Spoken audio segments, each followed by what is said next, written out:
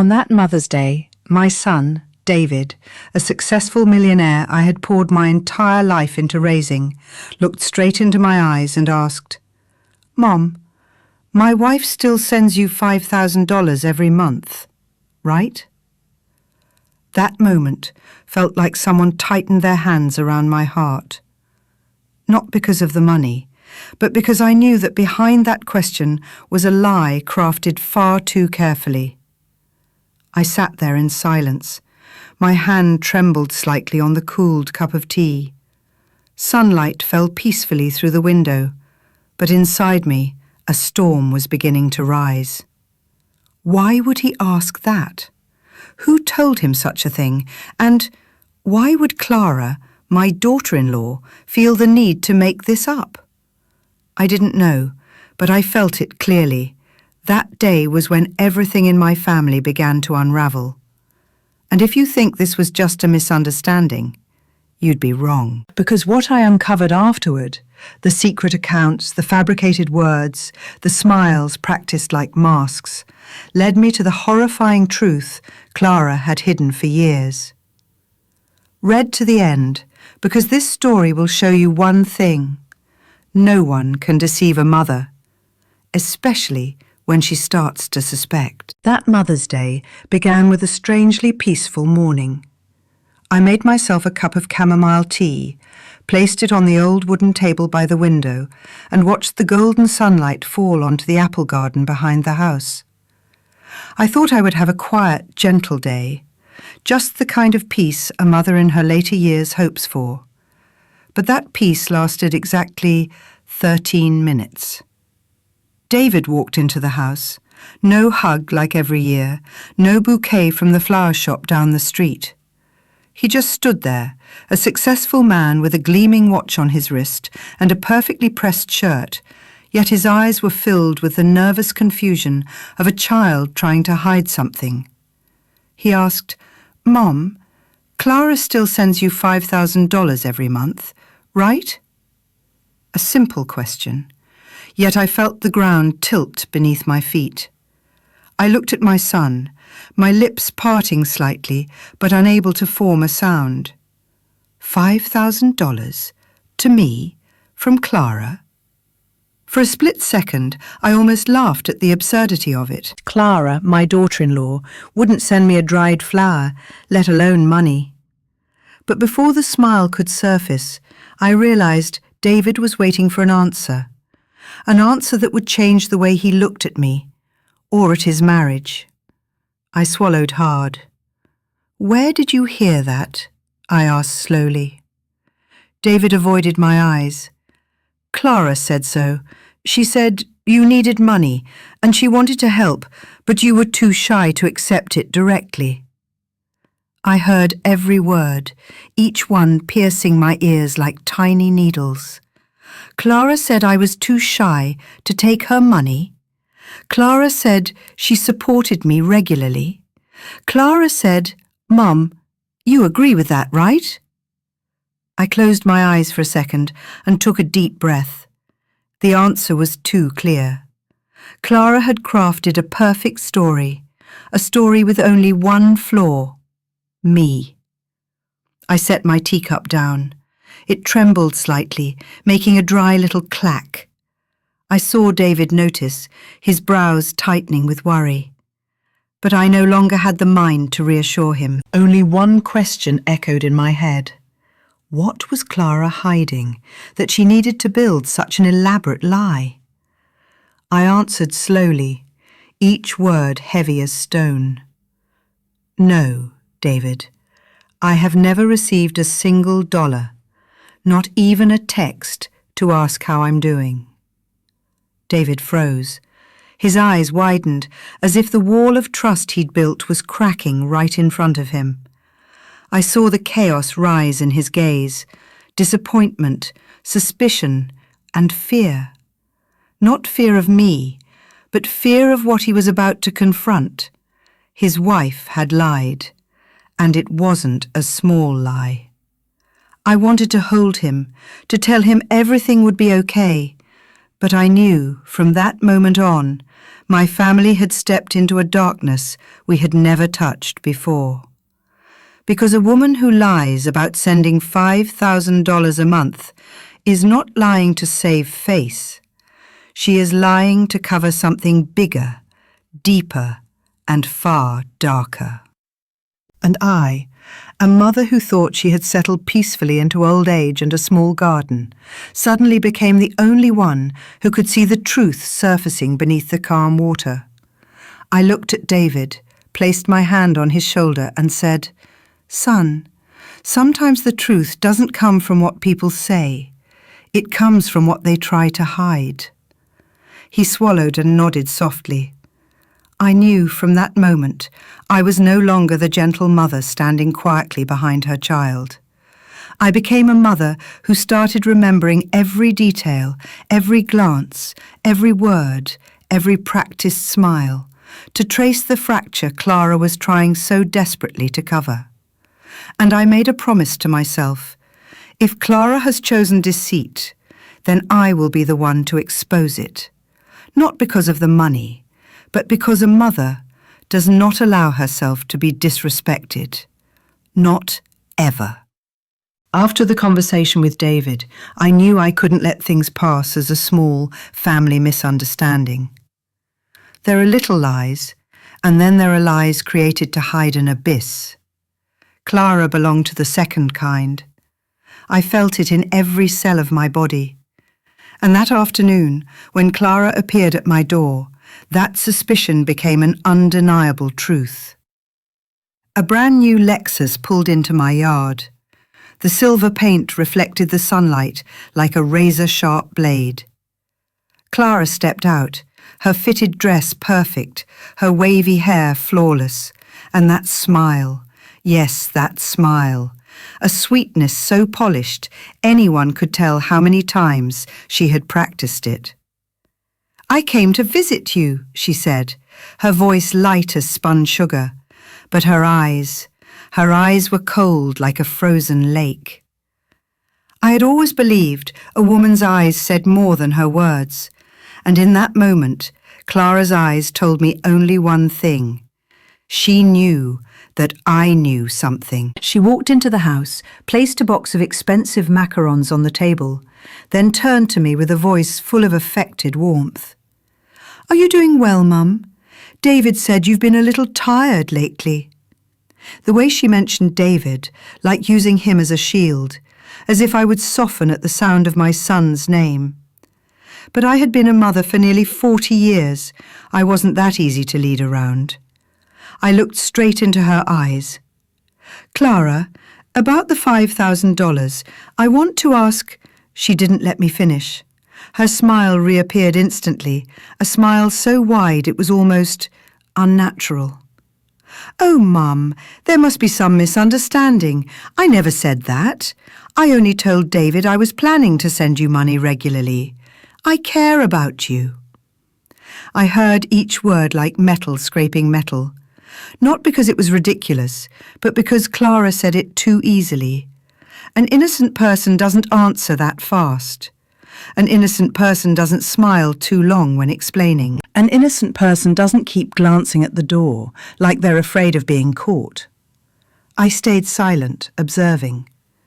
Clara continued her performance, sipping tea, complimenting how clean my house was, complaining about work, then telling me David had been stressed recently. Everything was tidy, perfect, and soulless. As if she had rehearsed all these lines before even stepping foot here. When she stood up to leave, I followed her. "Clara," I called. She turned back. I looked directly at her meticulously made-up face and spoke slowly. "If there's anything you want to tell the truth about, I'm always here." Her smile froze for 1 second. One. Just a flicker, but enough for me to see the crack in her mask. Then she let out a small laugh, her voice pitched half a tone higher. "Don't worry, Mum. Everything is perfectly fine." But I knew. I knew that smile wasn't for me.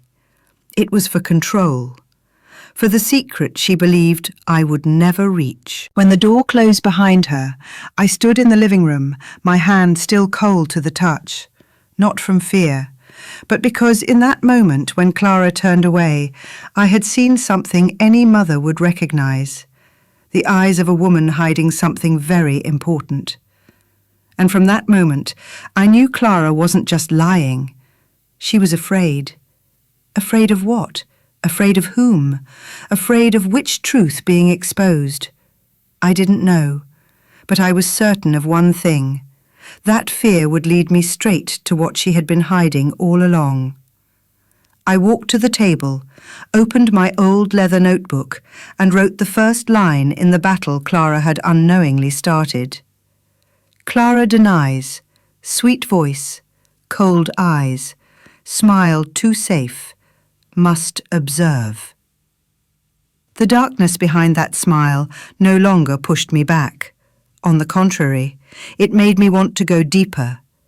Because sometimes, to protect her son, a mother must step into the darkness first, to know who is truly standing behind it. When Clara left, the scent of her expensive perfume still lingered in the living room, sweet, heavy, and as artificial as the smile she had just given me.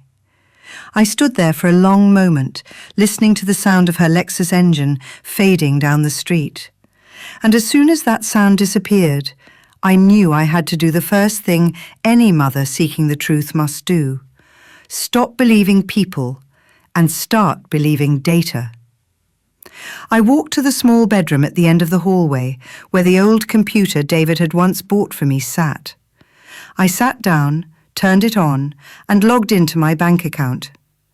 My palms were icy cold. Not because I feared losing money, there wasn't much to lose, but because I was about to verify the sweet lie Clara had spoon-fed into my son's ears. I entered my password and pressed Enter. The screen lit up. Balance, $0. I stared at it for a long time, so long that the screen dimmed, then brightened again. No $5,000. No transactions. No regular deposits. No loving daughter-in-law support she had bragged about. Just a cold, honest number. I exhaled, not the sad sigh of a mother who feels belittled, but the breath of someone finally seeing the truth. Data never lies. People do. I left the computer table and walked to the old wooden cabinet beneath the window. I opened the third drawer, the place where I kept the most important things of my life, family photos, letters David wrote when he was little, and the old brown leather notebook I hadn't touched in 3 years. I took it out. The cover had softened with time. The edges were slightly curled. The old paper scent carried something unmistakable, a mother's memory that never fades. I carried the notebook back to the desk, sat down, and opened to a fresh first page. Then I wrote, May 12th, Clara denied. No signs of fear, only the habit of hiding. I paused for a moment, then continued. Checked bank, no transactions, no $5,000 deposit. This confirms Clara lied intentionally. Each word I wrote felt like a small blade carving into the truth. I knew I needed to document everything, not to complain, but so that when the time came, when the truth could no longer be denied, I would have every piece of evidence to rip the mask off that woman. Because I understood one thing. The best liar is the one who believes she is smarter than you. Clara believed that, and that was her biggest mistake. I added, note, Clara's eyes when I mentioned the money, cold, not defensive, but calculating. In that moment, I realized Clara wasn't lying to show off. She was lying to cover a trail far more important. My stomach tightened. If there was no $5,000 going into my account, then where was the money going? What benefit did Clara gain from lying? And why would David, a smart, successful man, believe her so easily? I turned to the next page and began drawing 3 columns: Clara's words, behaviours, unusual signs. Each column filled up quickly. I sat in that small room for nearly an hour. Outside, the afternoon sunlight fell across the porch. It looked like an ordinary, peaceful day, but inside me, something else was growing: resolve. When I closed the notebook, I knew one thing clearly. This was no longer a matter of suspicion. It had become an investigation. I stood up, put the notebook into my bag, and looked into the mirror. The reflection was not that of an old mother being deceived. It was the reflection of a mother becoming the storm Clara never saw coming. And I whispered, "We'll see soon enough who's the one not telling the truth." Because in the war between words and data, I choose to stand with data, and data will lead me to the truth Clara tried to bury beneath that honey-sweet smile. After leaving the old table with the leather notebook and the first notes about Clara's lie, I felt a cold current travel down my spine. Not out of fear, but because of a vague yet sharply precise premonition that this wasn't just about $5,000 or a simple lie. There was something deeper, more hidden, and I needed to find the first clue. I called David, my son, and asked him to go with me to the bank, the place where he keeps all his accounts. David was surprised, but then he nodded. He trusts his mother, but I knew he also trusted his wife, the very woman I had begun to suspect. Clara was too cunning, and David too trusting. When we stepped into the bank, the cold ceiling lights and the smell of freshly printed bills made me feel as if I had entered a laboratory where every number could either expose the truth or conceal a crime. We met David's account officer, a middle-aged woman with quick eyes and a friendly smile. I always notice. People who smile too easily often have something to hide. "I want to check every account related to my family," I said, my voice calm but firm. David stood beside me, his hands clenched, his eyes filled with worry but also expectation. The officer nodded, pulled her computer closer, and began typing. I watched every gesture, every smile, every glance. Everything mattered in moments like this. Then she paused, frowned slightly, and spoke in a gentle tone that made my heart feel like it had stopped mid-beat. There might be an account opened under your name, but according to the system, you're not the actual owner of it." I heard that sentence, and a chill ran down my spine again. Not from confusion, but because the truth had opened a dark window I had never imagined. Clara might have opened a fraudulent account, using my name but not actually belonging to me. And if that were true, David had believed his wife, and my family, was being deceived right in front of us. I took a deep breath, trying to stay calm. When I looked at David, I saw his eyes begin to waver.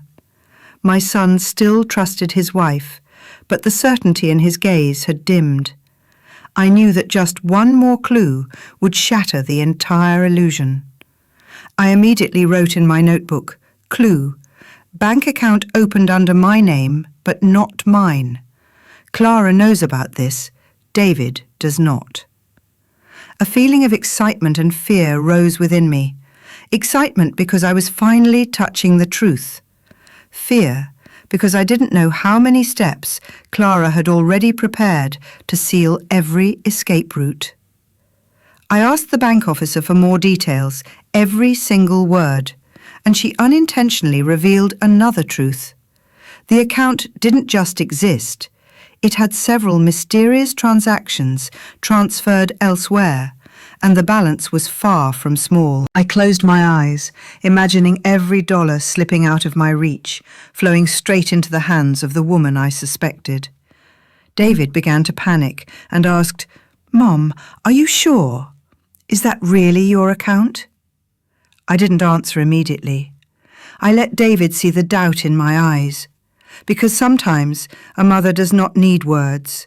Just a look is enough for her son to see the truth. Then I opened my notebook and started recording every detail, each number, every signature, every transaction time. I wrote like a hunter, each line a record I could later use as undeniable evidence. In that moment I knew Clara wasn't just deceiving my son. She thought she could deceive me too. But a mother, with her memory and instincts, will never allow that to happen. I left the bank with David beside me, the afternoon sun shining across his face. But within me, another darkness had formed, the darkness of a truth Clara could no longer hide for much longer. And I whispered to myself, people can hide money, hide actions, but they cannot hide from the eyes of a mother who has begun to suspect. From this small clue, I knew one thing for certain. The battle was no longer about suspicion. It was about taking action to expose the truth, step by step. And I would go all the way. When we left the bank, I felt something shift in the air. It wasn't the sunlight or the evening breeze. It was a heaviness, a strange premonition about what was coming. The clue from the bank was like a stone rolling down a mountainside, triggering a chain of events that I knew no one would be able to hide any longer. David walked beside me in silence, his eyes still filled with questions, but I sensed something else in him, worry.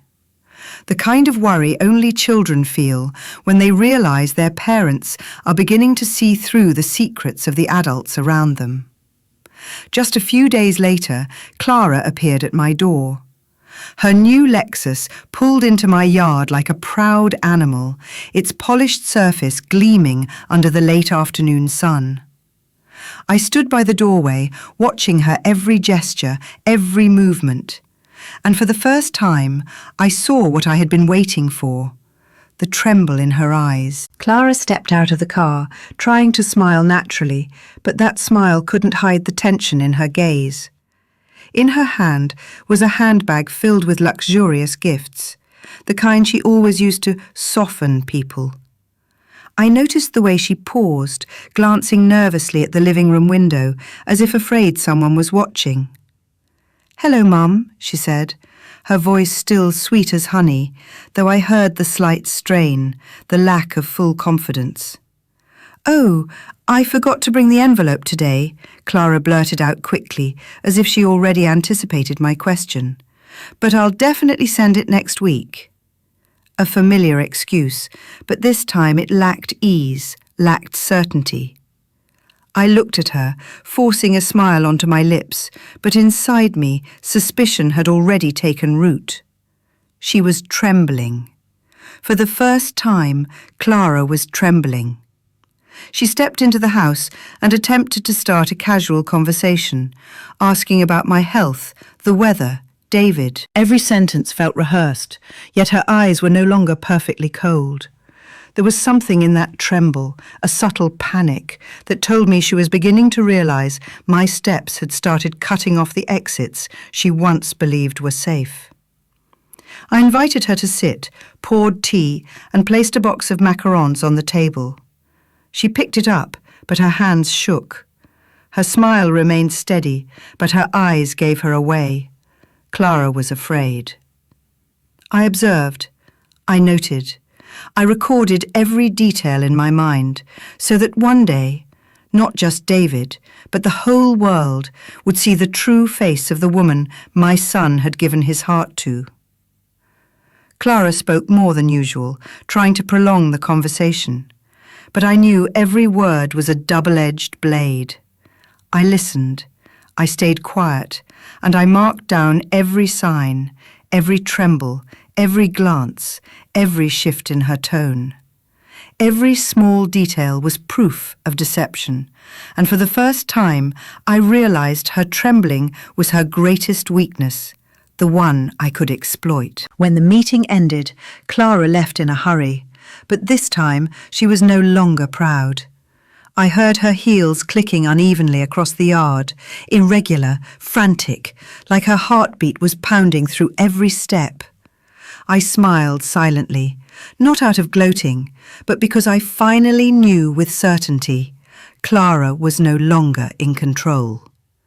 I returned to my table, opened my notebook, and began documenting every detail, every word, every gesture I had just witnessed. Each line felt like a needle stitching into memory the truth that from this moment on I would not miss a single sign. I would follow her, trace every clue, and for the first time I felt the true strength of a mother determined to uncover the truth. And as I closed the notebook and looked out the window, toward the place where the Lexus had vanished into the fading light, I knew one thing. Clara had finally tasted fear. Fear from the person she believed was the weakest in the house, the mother. And from this moment on, every step she took could be exposed. I whispered to myself, "Tremble all you want, Clara. I will uncover everything, every trace, every lie. And this time, I won't miss a thing." After Clara left, nothing remained except the emptiness of the living room and a faint breeze carrying the trace of her expensive perfume lingering on the sofa. I stood there for a moment, watching her Lexus disappear down the road, and realized that everything had changed. I was no longer the gentle mother, observing from afar. I had become an observer, a tracker, a hunter, seeking the truth in every action, every word, every subtle gesture Clara made. The tremble in her eyes, her overly smooth voice, the perfectly practiced smile. All of it became clues, tiny fragments for me to piece together the full picture of who she truly was. I walked into my study where the old wooden desk had quietly turned into my battlefield. I opened an old leather notebook I hadn't touched in years, its corners worn, the slight scent of aged paper rising up, but to me it was a treasure chest. I picked up my pen, sat down, and began writing everything down. Not a single detail missed. Every time I saw Clara, every word she spoke, every gesture, every glance, I recorded meticulously. Not just to remember, but to build an unbreakable chain of evidence, piece by piece, so that when the time came, I could expose every lie she believed I couldn't see. I wrote, May 14th, 2:32 p.m. Clara came to the house. Her hand trembled while holding the gift bag. Lied about forgetting the envelope. Sweet smile, but eyes tense. Every word carved itself deeper into my mind. I wrote like a hunter tracking footprints, each detail a trace left by the prey I was determined to uncover. I felt my heartbeat fall in sync with the heartbeat of the investigation, faster, sharper, because I knew that even the smallest detail could be the crucial link that unravelled the truth. Every time I recalled Clara's words, I placed them into 3 columns: her words, her behaviour, and her irregularities. Each column slowly filled up. I took notes of every time she looked at David, every attempt to prolong conversations, every glance searching for an escape route. I began to see the bigger picture. Clara wasn't lying just for money.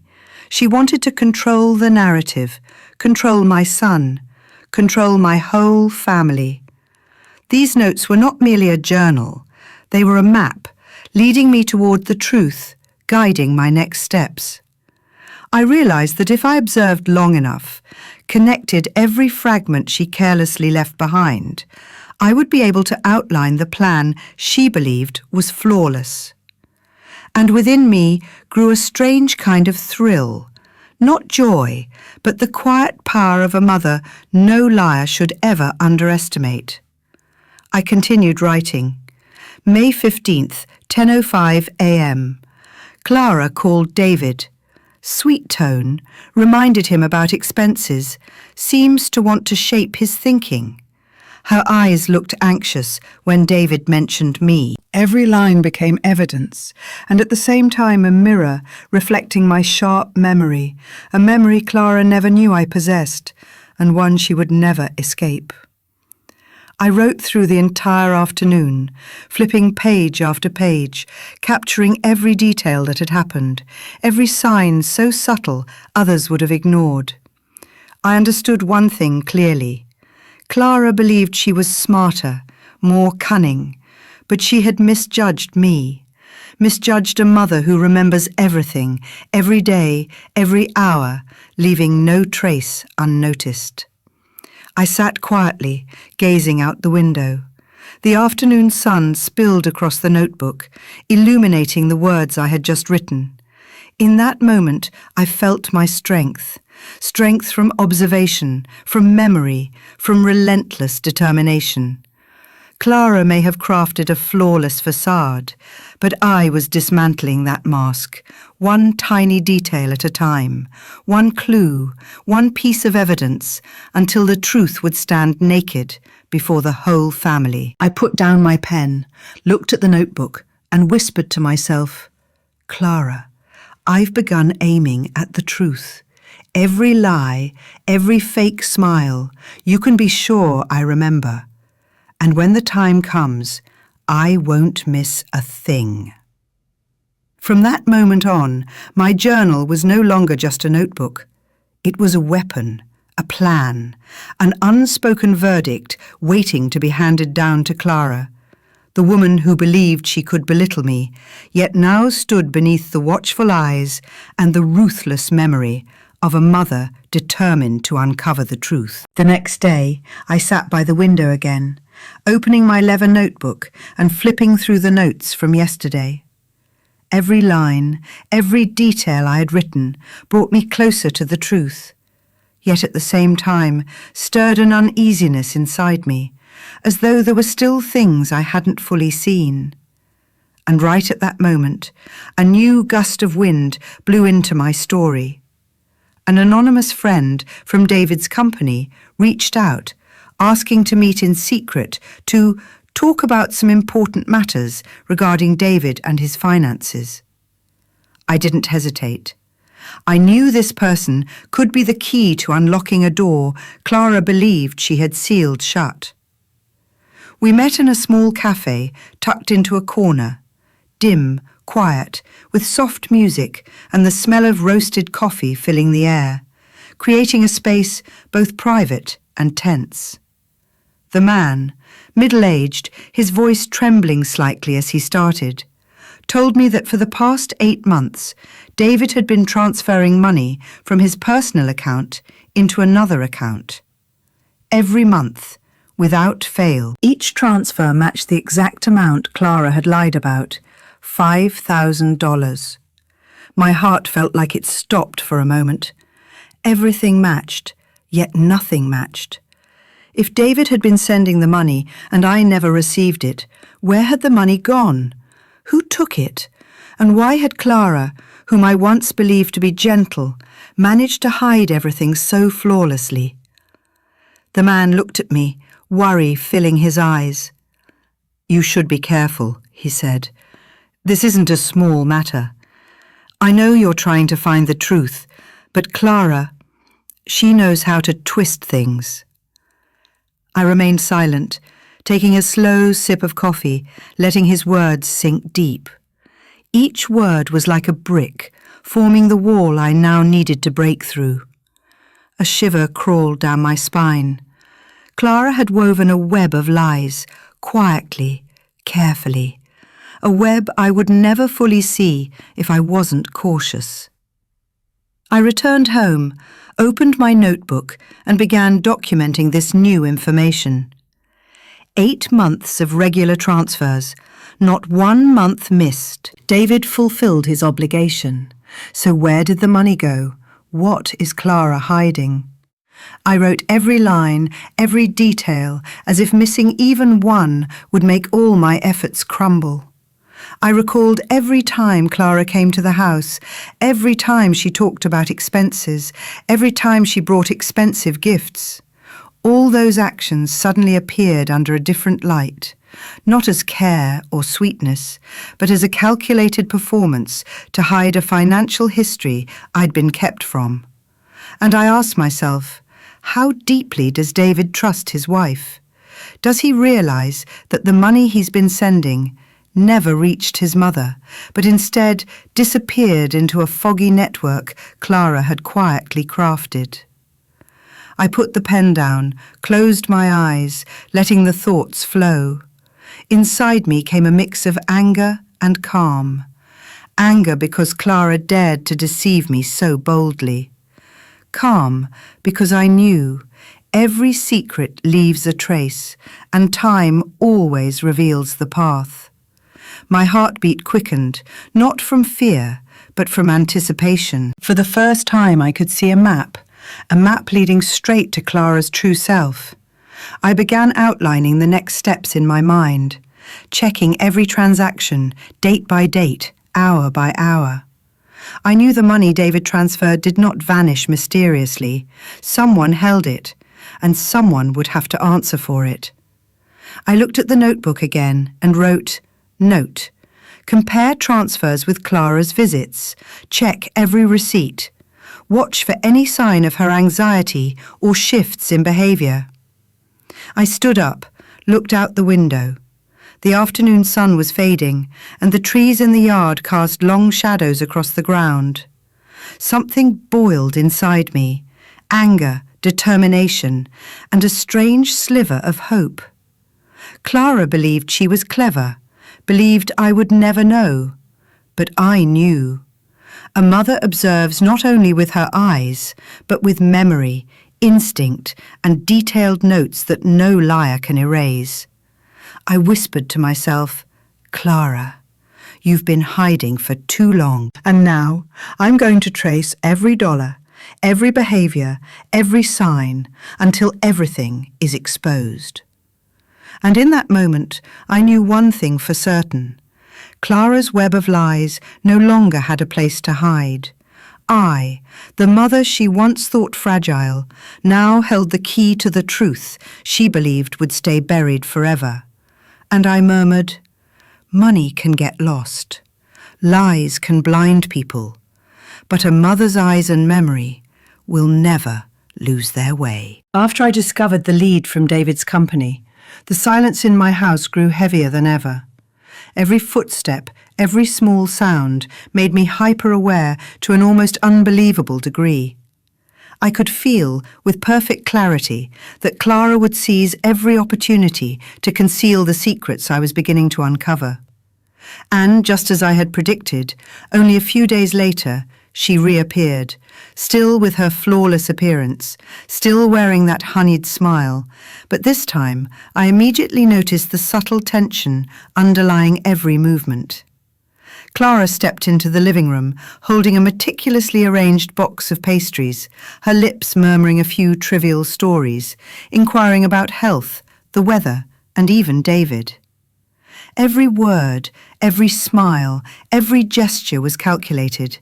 But to me, a mother who had watched every smallest detail, nothing could escape my eyes. Every action, every smile was evidence, and this time I observed not only with my eyes, but also with my intuition, my memory, and my intimate knowledge of the tiny details that a deceiver thought were successfully hidden.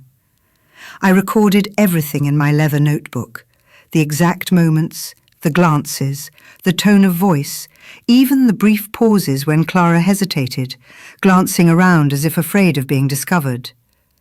I wrote like an investigator, piecing each clue together to form a full picture of the truth Clara wanted to hide.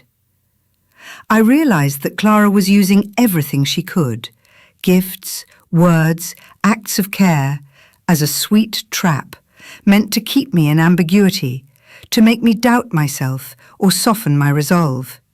But I did not soften. I clearly saw the fleeting tremor in her hands as she placed the pastry box on the table. The subtle change in her heartbeat, almost imperceptible to the naked eye, and the way she looked at me whenever David stepped away. Every action became living evidence, recorded in my notebook like an unpronounced verdict, each detail a reminder that Clara thought she was clever, but she had underestimated a mother prepared to fight to the end to protect the truth and her family. Over the following weeks, Clara appeared regularly, bringing gifts, asking questions, pretending to care more than ever. Each time, I would sit down and write every gesture, every word in detail. I noticed the pauses, the frowns, the unconscious touches of her hair or adjustments to her clothes. Everything was a clue, revealing the anxiety creeping through her sweet exterior.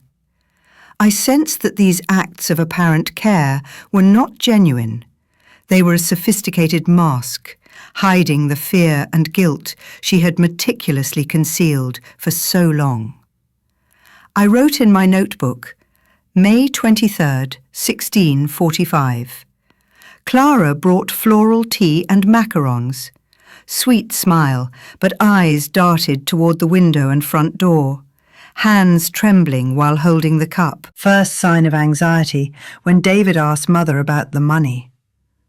Each line read like a live recording, unbeknownst to Clara.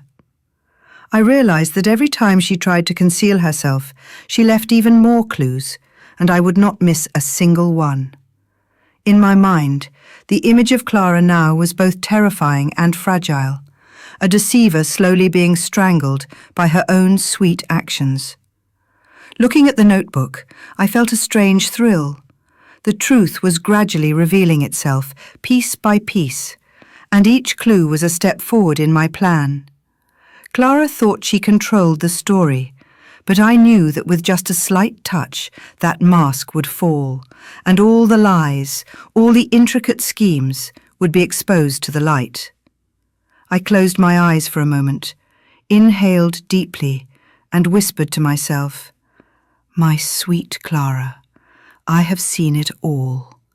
Every smile of yours, every gift, they are all evidence. And in time, it will all become the truth that no one, not even you, can deny." With my notebook in hand, I stood up and looked out the window. The Lexus parked on the street looked ordinary, but in my mind it symbolized the game Clara thought she had won. I smiled. The game was not over, but I had begun to gain the upper hand, and in the fading twilight I felt it clearly. A sweet trap could never deceive a mother who had observed long enough, deeply enough, and patiently enough to expose the truth. After weeks of observing Clara, I realized one undeniable truth. Money cannot buy everything. No matter how hard she tried, through gifts, sweet words, or perfectly polished smiles, it was all merely a performance, a veil hiding the truth I had started to piece together. Every one of Clara's actions had now become data in my notebook, each detail a puzzle piece, shaping the true portrait of who she was. A person unafraid to use any scheme, yet unable to hide the cracks that a mother's memory and intuition would never overlook. One drizzly afternoon, I sat at my desk, looking at the lines I had just written. The tension felt like a thin layer of fog settling across my shoulders, reminding me that I was walking a dangerous path. Clara was too cunning, and I could never be sure what she might do if she discovered I was investigating her. I began thinking of precautions, ways to keep myself safe, and most importantly, to protect the evidence, the meticulous notes I had taken, every smile, every trembling glance, every lie. That night, I decided I would not let everything remain solely in the pages of my notebook. I needed a safe place, somewhere Clara would never reach, where I could store the essential notes, living evidence of her subtle crimes. I thought of Pastor Cole, someone I had spoken with many times whenever I needed advice or a spiritual anchor. He was steady, honest, and unwavering in his commitment to the truth. I knew he would understand and help keep the notebook safe in case something ever happened to me, if I disappeared or fell into danger. The next morning, I drove to the church, my heart filled with determination. The bells chimed through the morning mist, as if reminding me that there is no easy path to uncovering the truth, but the truth must be protected at any cost. When I stepped into Pastor Cole's small office, I saw him sitting at his old wooden desk, his eyes warm but stern. I handed him the notebook, my voice calm yet firm. "Cole, I need you to keep this notebook for me. It contains all the evidence I've gathered to protect the truth and my family. If anything happens, I need you to keep it safe." He looked at me, nodded, silent, yet full of understanding. I felt a quiet trust settle between us. Every note, every detail was now in the hands of someone who could not be bought or deceived. Clara could use money, gifts, or any trick to manipulate others, but there were things she could never purchase: faith, integrity, and the strength of a mother determined to expose the truth. When I left the church, I felt a strange mix of relief and heightened tension. The notebook was no longer just evidence. It was a shield, a guarantee that Clara would not easily deny what she had done. I glanced at the grey sky, the light rain still falling softly, and reminded myself, every step from now on must be calculated carefully. But I was no longer alone. I had evidence, a sharp memory, and people who could not be bought, people who were honest, willing to protect the truth. I placed my hands on the steering wheel, eyes fixed on the road ahead. Clara might have believed she controlled everything, but she was wrong. Money could buy many things, but not courage, not truth, and not the sharp instincts of a mother devoted to justice. And as I drove away from the church, my heart brimming with determination, I knew. From this moment on, Clara's every move would be watched, every secret peeled back, layer by layer, and nothing, no wealth, no scheme, no lie, could hide from the light I was about to shine upon the truth. The woman who cannot be bought with money, but a mother, this mother, can hunt down every truth, I whispered to myself, feeling a cold, powerful certainty spread through me. Everything was falling into place, and Clara would soon learn, this mother cannot be deceived. After handing the notebook to Pastor Cole, I felt part of the burden lift off my shoulders, but my heart was still racing, the tension refusing to ease. Now I had a clear plan.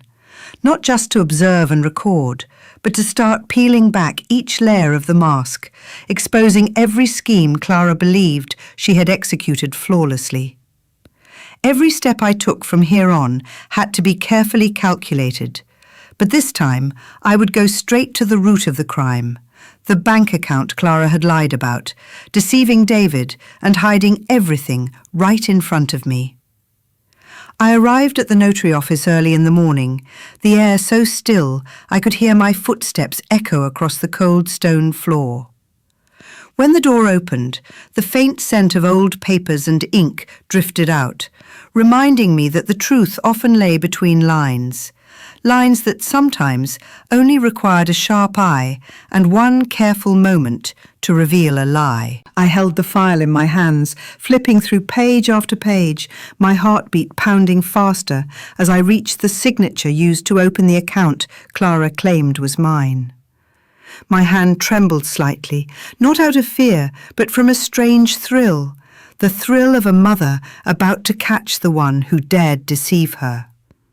I compared each stroke, each curve, each emphasis, each space between the letters with my real signature, one I had memorized and mastered over the years. And just as my instincts had whispered, that signature wasn't mine. Every stroke, every letter was off, subtle, but not subtle enough to slip past the sharp memory of a mother who had watched far too closely for far too long. A cold shiver ran down my spine, not just because the lie had finally been exposed, but because I understood the extent of Clara's calculation. She had prepared everything, believing no one would ever notice. But I, with my notebook, my memory, and my patience, had found her fatal flaw. This was living proof, a puzzle piece Clara never imagined would be uncovered. I sat down and wrote the detail into my notebook, the date, the time, the notary's name, the file number, every characteristic of the signature. Each line felt like a blade carving into the truth, shattering the mask Clara thought was unbreakable. A quiet satisfaction stirred in my chest. For the first time, I held the upper hand, and Clara had no escape. In the days that followed, I continued studying the documents, returning to the notary office, examining every related file. Each comparison revealed more small, crucial details. Marks Clara assumed were meaningless, but were, in fact, the traces she could never erase. I documented everything with precision, page by page, word by word, building a detailed record that no one would be able to deny when the time came. Stepping out of the notary office, the early sunlight brushed across my face, and I felt a quiet strength rising within me. The truth was finally in my hands. Clara might be wealthy, might have money and tricks at her disposal, but she could never buy patience, a sharp memory, or the meticulous observation of a mother determined to uncover every secret. I whispered to myself, firm and unwavering, "Clara, you thought you were clever, that every move you made was under your control. But now I have the evidence. I've seen everything. And this time I will spare none of your lies." Each step I took away from the notary brought me closer to the day Clara would have to face the truth, to answer for her lies before the family and the law. I knew the journey was far from over, but for the first time victory felt within reach, as long as I continued to observe, to record, and to endure. And in that moment, standing between the morning light and the documents in my hands, I thought to myself, money can buy many things, but it cannot buy the truth a mother discovers. Clara had played a sophisticated game, but now the cards were being turned over, and I was the one holding control. After the day at the notary office, I left the building with a feeling both satisfying and tense. The forged signature in the documents was living proof, the key I had waited for to finally confront Clara face to face. With every step I took toward home, my heart pounded harder, my resolve growing sharper. The woman who had underestimated me would now have to face a truth she could no longer deny. I knew this confrontation would mark a turning point for my family. No more lies, no more quiet shadows for deception to hide in. I prepared everything carefully. The living room was tidied, the lighting adjusted just enough, and the sofa where Clara usually sat now transformed into a stage where the truth would be stripped bare. I placed my notebook and the copy of the forged documents on the table. These papers were not just evidence, they were a warning. Every calculated move would be exposed. I took a deep breath, looked at myself in the mirror and whispered, "Today, the game changes completely." When Clara walked in, the same smile appeared on her lips, the same sweet voice flowed from her mouth, but this time I no longer softened. I invited her to sit gently, but my tone carried an unmistakable firmness. "Clara, we need to have a serious conversation about the account you said belonged to me."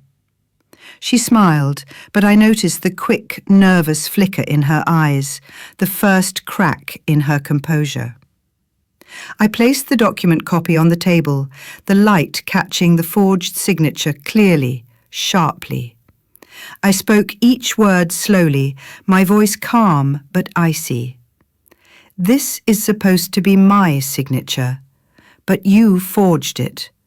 Every stroke, every detail, none of it is mine.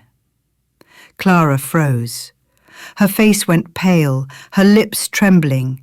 I stared straight into her eyes, unyielding. You thought I wouldn't notice. You believed you could deceive this family. But I've seen everything. Every transaction, every smile, every sweet word, I documented it all. Everything you did is evidence. Her mouth opened slightly, her eyes darting around, searching for an excuse, but nothing was left to say. Every clue I had collected for weeks, every rehearsed smile, every well-timed lie, was now laid out before her, undeniable and inescapable. I picked up my notebook, opened it, and flipped through the pages. Each note, each detailed account of her visits, her theatrics, her lies, meticulously recorded. Her eyes shifted from fear to despair. I saw her hands tremble, felt the frantic rhythm of her heartbeat in every panicked glance. I continued, my voice steady yet commanding. You believed money could buy everything, that a smile could hide every sin. But I know the truth. You lied to David, you lied to me, and you even lied to yourself. But from now on, the game is over. You will answer for everything you've done. She said nothing, but her eyes revealed everything. Panic, fear, and the dawning realization that every clever plan she thought was flawless was collapsing right in front of her. I knew this was the decisive moment. Clara had believed she was the smartest, but now she stood in front of a mother no lie could deceive, a mother who had prepared every step, every detail, to confront and strip away every falsehood. I placed my hand on the table, leaned slightly forward, and whispered, Clara, I've been waiting for this day for a long time, and I won't stop until everything is exposed. Every one of your sins will be undeniable.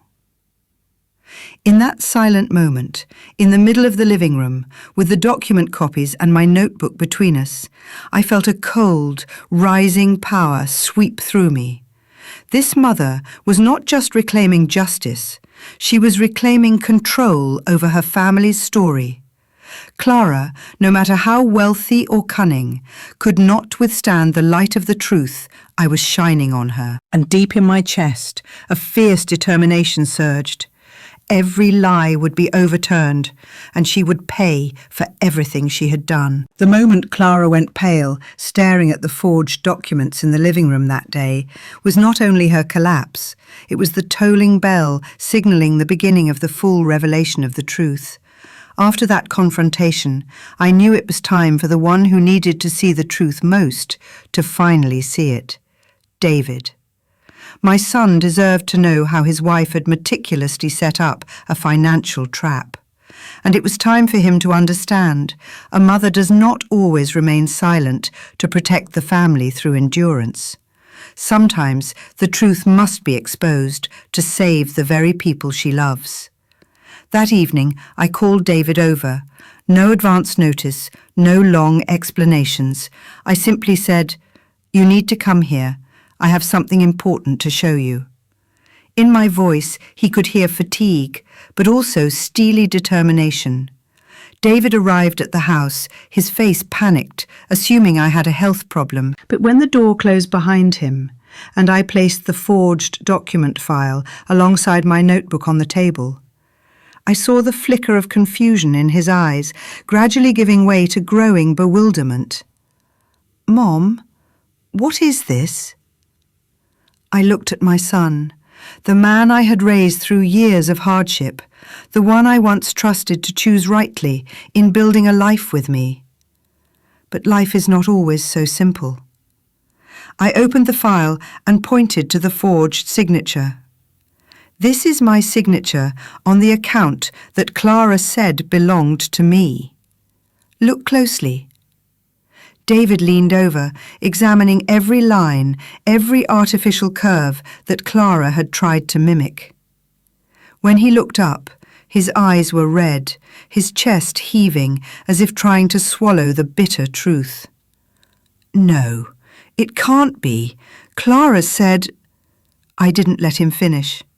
I handed him the leather-bound notebook, each page detailing dates, each word, every attempt Clara made to conceal her deceit beneath her layer of sugary pretense. David flipped through each page, his expression shifting from confusion to shock to anger. "Mum, this is all the times I transferred money." His hands trembled as he pulled out his phone to check the transaction history over the past 8 months. I saw his fingers clench, his lips quivering. "Mum, this is the account Clara gave me, but..." He paused as if swallowing stones. "But this account isn't yours." I remained silent. I let him confront the truth in the way a grown man must face it. David stood abruptly, stepping back as if his own legs could not bear the shock. "Clara, she's been lying to me for 8 months?" I nodded gently. No blame, no scolding. I simply said, "Sometimes people believe what they want to believe, but the truth never disappears." David sank into the chair, hands on his head.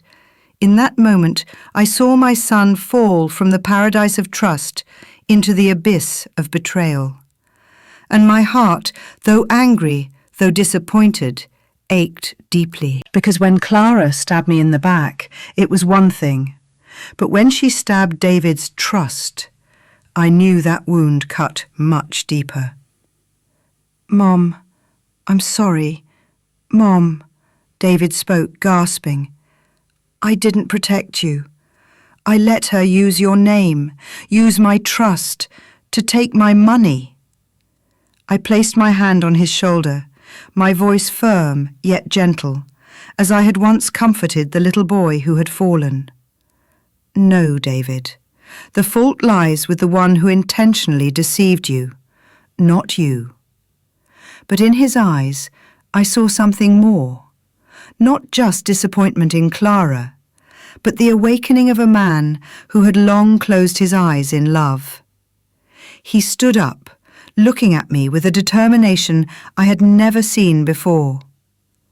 "Mom, from today on, I will find out everything. I will stand by you. I promise." In that moment, I realized, finally, after all the lies and shadows, David had awakened. And when a man awakens, the truth, no matter how well it has been hidden, has no place left to run. After David awoke to the truth, everything in our family was no longer just silent suspicions and quiet worries. Clara was no longer a distant ghost. She had become a real, tangible threat, clearer and more present than ever. I knew that patience, note-taking, and direct confrontation alone were no longer enough. It was time to invoke the power of the law to protect the truth and prevent Clara from continuing to spread her lies. David and I spent the entire night going through every file, every transfer, every receipt, every note in my notebook. All the evidence was ready, meticulously organized like perfect puzzle pieces. I could feel it clearly in my heart. Clara had underestimated a mother's memory and patience, and now she would have to face a power that could not be bought with money or sweet smiles. The next morning, David called our lawyer, a man he had trusted for years, meticulous, sharp, and legally astute enough to turn seemingly trivial details into indisputable legal evidence. When the lawyer entered the room, I observed the intensity in his eyes as David laid out everything. That sharp gaze examined every file, every receipt, every note in my notebook, and I realized a quiet certainty. Every detail was capable of exposing Clara and protecting my family. The legal process began. Clara was summoned, required to appear, and all evidence of financial fraud, document forgery, and embezzlement was systematically presented. I remember the first day she stepped into the lawyer's office, her steps elegant but eyes anxious. For the first time, I saw Clara unable to control her fake smile. Every action of hers was now under scrutiny. Every gesture, every trembling glance, every awkward explanation became living evidence of the crimes she had deliberately concealed. I stood silently in a corner, sensing every tense heartbeat in the room. As the lawyer laid down documents, pointing to invoices, transfers, forged signatures, Clara had no escape.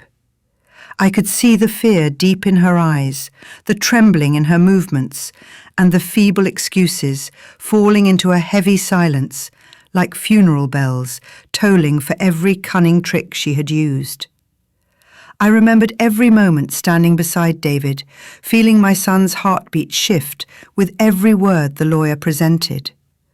For the first time, I saw David fully awaken. He understood that the seemingly small actions of Clara had caused severe damage, not only to me, but also to him, to the trust we had once placed in her. His eyes shifted from confusion to determination, as if to declare that from now on, our family would no longer succumb to deception. Each day, Clara faced legal files, meetings, investigations, and piercing questions from the lawyer. I witnessed her struggle, trying every explanation, but there was no escape. Every excuse was dismantled by the evidence I had painstakingly collected over weeks. I realized that no one could deceive the law when the truth had been carefully documented and presented clearly. I remember the moment Clara bowed her head before the lawyer, her words trembling, her eyes desperate. The image of someone who had lost control, standing before the legal power and the patience of the mother she once underestimated. Inside me, a quiet satisfaction spread. Every trick, every lie, every meticulous calculation could not surpass the light of truth and justice. Standing beside David, I smiled softly, not out of hatred, but because justice had arrived, and Clara now had to take responsibility for her actions. My heartbeat was steady, a feeling that all the months of observing, recording, watching and preparing had finally led to this moment. The truth was no longer a secret, and the arrogant woman had been fully exposed. I whispered to myself, Clara, money, smiles, tricks mean nothing now. The law stands for the truth, and I, once again, have proven that no one can deceive a mother who has seen everything. In the light of the lawyer's office, I saw an ending beginning to form, and this time it was not just justice for myself, but a lesson for Clara, for David, and for the whole family. Truth, patience, and the sharp memory of a mother are always the strongest weapons, ones no one can buy or break. After weeks of tense meetings with the lawyer, investigations, and facing the growing pile of legal documents, Clara finally began to show her cracks. Step by step, she was being cornered by the very truth that David, the lawyer, and I had built around her. I stood outside the conference room, observing from a distance. Every gesture, every trembling glance of hers was imprinted in my memory, because I knew the moment Clara admitted everything would be the final turning point. That day, the atmosphere was suffocating. Clara walked into the room, her makeup flawless, but her eyes darting in panic, desperately trying to conceal her fear. She looked at me with an expression that was both defiant and trembling, a strange mix I had seen before, but never as clear as now. This time, I felt no fear and no anger. I simply saw through every trick. I had prepared every piece of evidence, every detail, every number, every lie, all waiting to be exposed under the bright light of truth. The lawyer stepped forward, stern and unyielding, placing the documents before Clara and speaking with cold finality.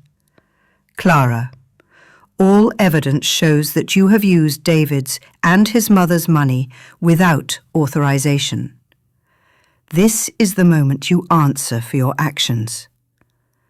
She stepped back, eyes flicking around, grasping for an escape, but every exit had already been sealed shut. I could feel the tremor running through her body, the heaviness in her breaths, the tightness across her perfectly painted face. And then, in the very moment I had waited months for, Clara opened her mouth, her voice shaking, half admitting, half excusing. I used $40,000 for beauty treatments, a car, jewelry, but you, an old woman like you, what do you even need money for? Her words cut through the room like a blade, cold and merciless, stabbing straight into my chest. My blood seemed to freeze. I felt every heartbeat, every drop of cold sweat forming along my hairline. But I did not flinch. I simply stared right at her, my gaze burning. The contempt, the disdain for an old mother, the woman who had spent her entire life raising the man she married, was now fully exposed. David stood beside me, eyes blazing with fury, fists clenched so tight his knuckles whitened. I could feel his silent rage rising. Clara had no explanation left. Every number, every transfer, every action she had taken was backed by documents, receipts, notes, and the evidence I had meticulously stored for months. She was cornered, and she knew it. I inhaled deeply, my voice calm yet razor-sharp, as I told her, "You thought you were clever. You believed your plans and lies could blind both me and David. But from now on, I want you to understand this clearly. Money can buy many things, but it cannot buy memory. It cannot buy observation, and it cannot buy the patience of a mother." Clara fell silent, her face drained of all colour. She looked around the room, searching for even a single sympathetic gaze, but found nothing. Only the sternness of the lawyer and the unwavering eyes of David and me. In that moment, she finally understood that all her tricks were worthless. Her own words became her confession. Every purchase, every trip, every indulgence funded by the money meant for family was stripped bare. I remembered every detail, every word, every trembling glance, because all of it would become undeniable evidence when we brought this before the law and the family. Within that stretch of silence, I felt a surge of strength fill my entire being. Clara had been exposed. David was fully awake, and I, his mother, had stood firm in the darkness of lies and betrayal. My satisfaction did not come from personal revenge, but from the cold, precise justice that had finally appeared. I whispered to myself, "Clara, you thought you were clever, that I would never see the truth. But now, the light of truth has shone directly onto everything you've done, and nothing, no one, can hide from it." And in that moment, I knew the confrontation was not completely over. But Clara had finally seen the darkness she created, and for the first time, that darkness stood revealed before her, before David, and before me. After Clara's trembling confession, the tension in the room remained as heavy as lead. I could feel the quiver in every gesture she made, every drop of cold sweat sliding down her forehead, every desperate glance as she scanned the irrefutable evidence before her. David stood beside me, fists clenched, eyes reddened, a mix of anger and sorrow etched across his face. In that moment, a truth became clear. Clara had completely lost control. With no way out, no clue left to escape the circle of justice and truth that I had patiently woven. Immediately after, the lawyer proceeded with the next legal steps. Clara was officially summoned, and all the evidence of fraud, document forgery, and embezzlement was presented in court. I stood outside the courtroom, observing her every gesture, every trembling glance. I saw panic etched into every line of her face, watched as her feeble defences fell into the cold, silent void of the courtroom. Every power Clara once believed she held, money, verbal cunning, charm, had vanished. Nothing remained to hide her, nothing remained to blind others. David came to me, placing his hand on my shoulder, his voice choked. "Mom, I'm sorry I didn't realize sooner. I let her take advantage of your trust and mine." I smiled softly, warmth mingling with a quiet sense of victory. "It's all right, David. You've awakened. Everything will be resolved now." Finally, the court delivered its verdict. Clara was held accountable before the law, stripped of her honour, her marriage, and forced to face all the consequences of her actions. When the official document confirming her guilt was handed to me, I took it slowly, feeling every line, every seal, as if they engraved the triumph of a mother who could not be deceived.